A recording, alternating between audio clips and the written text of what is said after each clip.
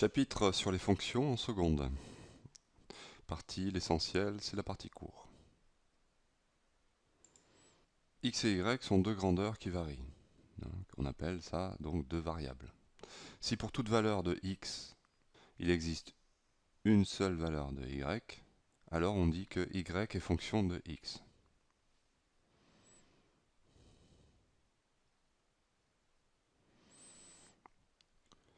Donc c'est ça qui est important, c'est la première chose à laquelle il faut faire attention. Il doit exister une seule valeur Y pour toute valeur de X. Et on verra tard ce que ça signifie et ce que ça implique. On va écrire en langage mathématique y égale f parenthèse, entre parenthèses x. Donc ce qui signifie que y est fonction de x, est une fonction de x. Voyons un tableau de valeurs de f. On va dire que pour la fonction f, à x on associe la valeur y. Une valeur en particulier à 1, on va associer la valeur moins 1, à moins 2, la valeur 5. Donc à un antécédent, on associe une image que l'on représente dans un tableau de cette façon. La première ligne, les antécédents, la seconde, les images. Donc on a moins 2, par exemple, 5, 0, moins 3, 1, moins 1, 2, 5.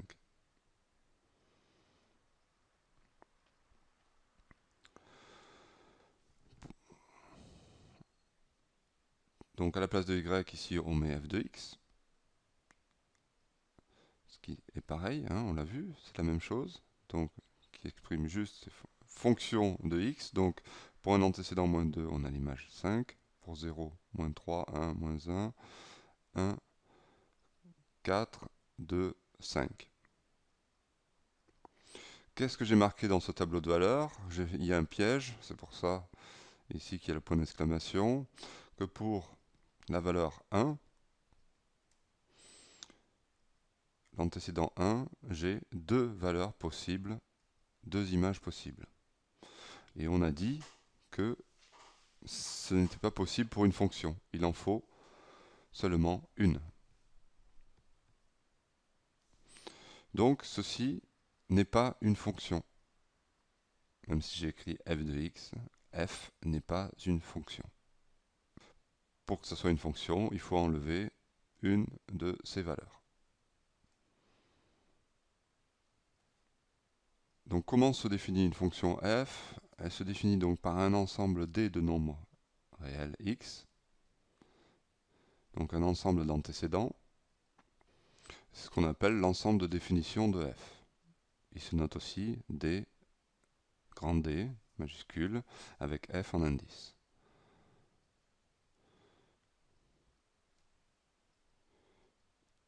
Donc, on a un ensemble de définitions, et à tout nombre x antécédent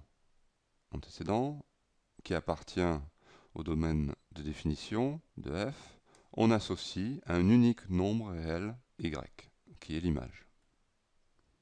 Donc voilà un résumé schématiquement. Donc ici un domaine de définition.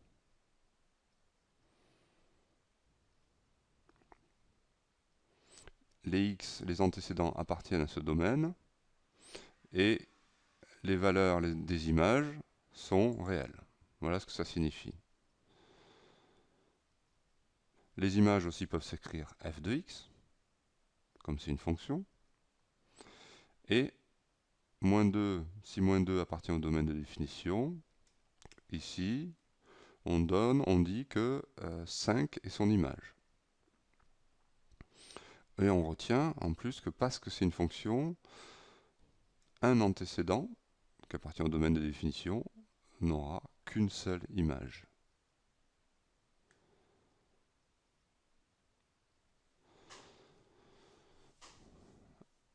Avant d'aller plus loin, voyons comment on représente et on désigne les intervalles de R. Pourquoi? Parce que les domaines de définition seront des intervalles. Ici, donc moins l'infini plus b. Quand un intervalle qui commence par moins l'infini ou qui finit par plus l'infini, le crochet est toujours tourné vers l'extérieur. Pourquoi? Parce que moins l'infini n'est pas une valeur finie, justement, c'est infini, donc on ne peut pas l'inclure. Et si on tourne le crochet vers l'extérieur, c'est qu'on exclut de l'intervalle. Ici, c'est aussi tourné vers l'extérieur, donc on exclut. De moins l'infini à b, c'est de moins l'infini, ici b inclus. Donc voilà représenté sur un axe, sur une droite orientée, l'ensemble des valeurs. C'est la demi-droite BA. L'intervalle A plus l'infini est représenté par la demi-droite, ici AB. L'intervalle A inclus B exclu est représenté donc par ce segment qui inclut A mais exclut B. Ici, l'intervalle AB avec les deux extrémités exclues, c'est un segment avec A et B exclus, et le segment AB, donc qui inclut A et B, ici est représenté de cette façon. D, l'ensemble de définition, est un ensemble de valeurs. C'est un intervalle ou une réunion d'intervalles. Alors par exemple, R privé du 0, ça va être quoi? C'est représenté par toute la droite ici, auquel est enlevé 0. Une réunion, si on veut l'écrire sous forme de réunion d'intervalle, parce que ce n'est pas un intervalle du coup, puisqu'il y a un point qui manque ici, qu'on a enlevé. Mais on peut le représenter sous forme de réunion ou union, en fait, d'intervalle. C'est pour ça qu'on a mis un U. C'est-à-dire qu'on unit les deux intervalles.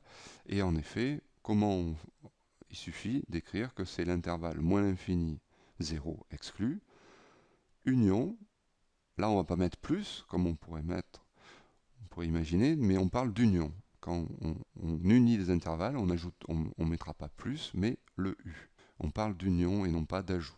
Et donc on unit l'intervalle 0 plus l'infini avec 0 exclu. Donc cet intervalle ici. Le privé de 0, je peux l'écrire sous cette forme, R étoile. Donc ce R étoile, c'est, comme on l'a vu, une réunion d'intervalles. On a représenté un tableau de valeurs où il y a des antécédents. Donc évidemment, on n'a pas tout le domaine de définition, toutes les valeurs du domaine de définition, on en a quelques-unes ici dans un tableau de valeurs. Et ici, on a les images, c'est-à-dire l'image qui correspond à un antécédent à chaque fois. À une valeur ici correspond une seule valeur ici. C'est bien le cas des fonctions. Et on va pouvoir représenter, donc on a à chaque fois un couple de valeurs. Et ce couple de valeurs, on va pouvoir le représenter dans le plan en se servant d'un repère et donc ça sera les coordonnées d'un point. Donc ici représenté dans un plan, dans un repère ici orthonormé, chaque point, chaque couple de valeurs. Le premier point, la première valeur étant l'abscisse et la seconde l'ordonnée. Donc moins 2 en abscisse et 5 en ordonnée, c'est ce point. Fonction peut être définie par une courbe. Et ça représente une infinité de valeurs. Alors voyons cette courbe-là. Le domaine de définition, lui, il faut regarder les x.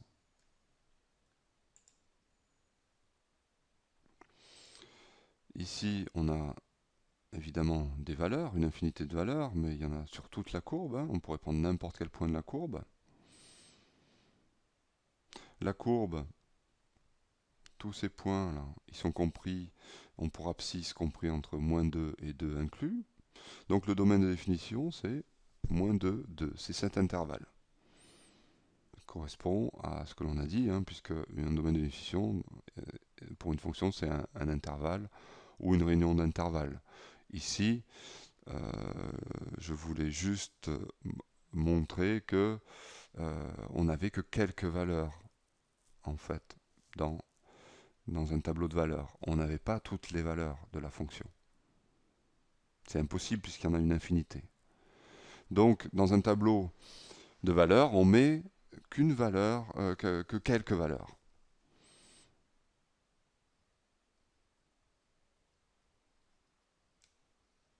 Et en effet,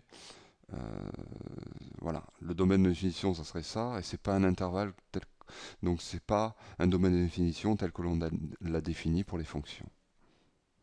Donc mettons pour ce point, l'abscisse c'est 2, il correspond à l'antécédent x. L'image c'est 6, ça correspond donc l'ordonnée, c'est l'ordonnée ici, donc c'est y ou f de x. Ne pas confondre, ici le y ou l'ordonnée correspond au point. Ici, dans le plan, c'est-à-dire dans sa représentation graphique de f. L'image, c'est plutôt le f de x, donc c'est la fonction. Il y a le f de x égale, c'est la fonction, et sa représentation graphique dans le plan, on parlera plutôt d'ordonnée.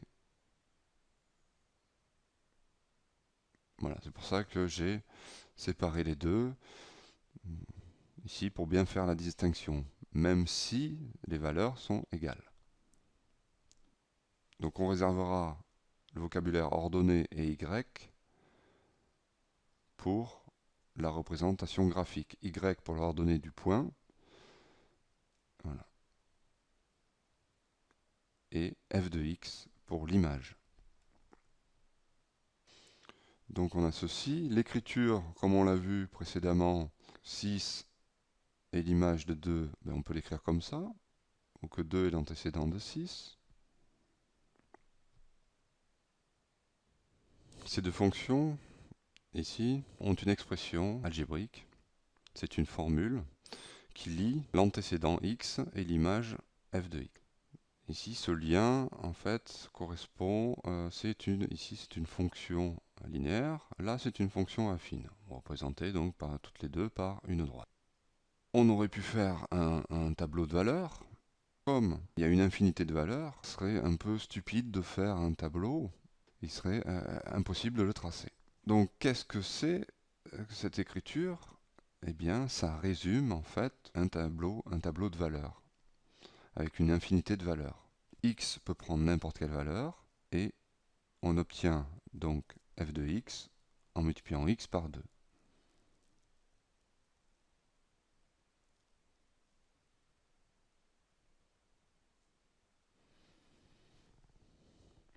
Et pareil ici.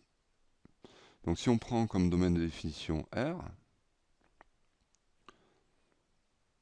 on a pour n'importe quel x appartenant à R, au domaine de définition, une valeur de f de x. Et de même pour g de x.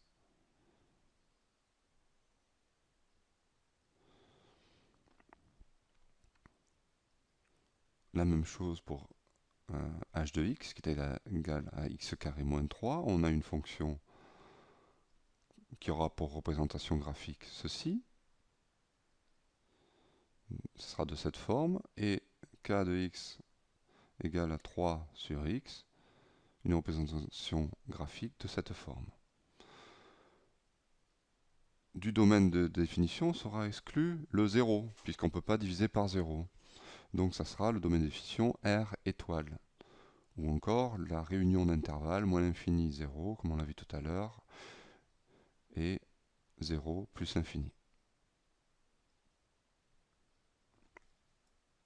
Donc ici R, et là R étoile. Alors, comment va-t-on tracer une courbe représentative d'une fonction sans connaître sa forme, juste avec un tableau de valeurs? On sait qu'elle passe par ces deux points, mais elle peut passer comme ça, elle peut passer comme ça, ça peut être une droite, ça peut être aussi ça. Voilà. Du moment qu'elle passe par les deux points, c'est une courbe possible. C'est une représentation graphique de la fonction. Avec 3 points, troisième point ici, c'est plus précis. On pourrait tracer ça. Mais on pourrait tracer aussi ça. Voilà. Il y a encore une infinité de possibilités. Évidemment, on ne peut pas tracer ça comme ça. Pourquoi? Parce que ce n'est pas une fonction, ça. Pourquoi ceci n'est pas une fonction?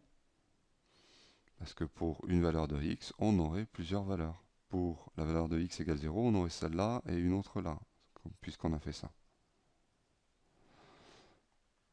On continue. Donc voilà une représentation possible de la fonction. Je rappelle ici, dans ce tableau de valeurs, on n'a que quelques valeurs. On a ça aussi. On pourra avoir ça. Alors plus on a de points, évidemment, plus ça va être facile de tracer la courbe. Ici, eh bien, il suffit de suivre les points. Voilà. Donc la règle, c'est ça, c'est d'avoir suffisamment de points pour pouvoir tracer la courbe. Ce qui serait bien, et on va le voir, ce serait de connaître a priori, donc avant de tracer, la forme de la courbe représentative de la fonction. C'est-à-dire, est-ce que c'est une droite? Est-ce que c'est une courbe? Quelle est la forme de la courbe? Et à ce moment-là, avec quelques points, on pourra tracer la courbe. Donc c'est ça, l'écriture algébrique de la fonction nous donne une idée de la forme. Ici, f de x égale 2x. Cette écriture algébrique, c'est l'écriture algébrique d'une fonction linéaire. Donc on sait que la représentation graphique sera une droite. Donc pour tracer une droite, il suffit d'avoir 2 points. On va voir d'autres fonctions de référence, comme les fonctions carrées, la fonction inverse. Une fois que l'on connaîtra leur forme, ce sera plus facile de les tracer. Bien, voilà pour le cours sur les fonctions. On se retrouve à la deuxième vidéo sur ce chapitre des fonctions qui concerne le savoir-faire et rédiger avec des exercices, des méthodes et la rédaction.